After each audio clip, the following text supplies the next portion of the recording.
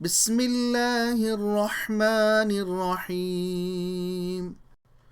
कुल मन यक्लउकुम बिल्लैलि वन्नहारि मिनर्रहमान बल हुम अन ज़िक्रि रब्बिहिम मुअरिदून। अम लहुम आलिहतुन तमनउहुम मिन दूनिना ला यस्ततीऊन नस्र अनफुसिहिम वला हुम मिन्ना युस्हबून। बल मत्तअना हाउलाइ व आबाअहुम हत्ता ताल अलैहिमुल उम्र अफला यरौन अन्ना नअतिल अर्द नंकुसुहा मिन अतराफिहा अफहुमुल गालिबून। कुल इन्नमा उन्ज़िरुकुम बिलवही वला यस्मउस्सुम्मुद्दुआअ इज़ा मा युन्ज़रून।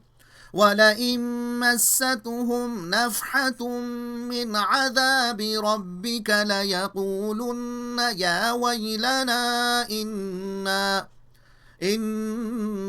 कुन्ना ज़ालिमीन। ونضع الموازين القسط ليوم القيامة فلا تظلم نفس شيئا وإن كان مثقال حبة من خردل أتينا بها وكفى بنا حاسبين। ولقد آتينا موسى وهارون الفرقان وضياء وذكرا للمتقين الذين يخشون ربهم بالغيب وهم من الساعة مشفقون।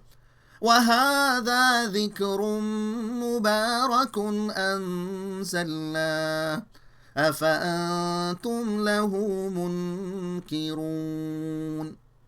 मज़मून इंसान की सलामती सिर्फ क़ुरआनी हिदायत पर अमल करने में है।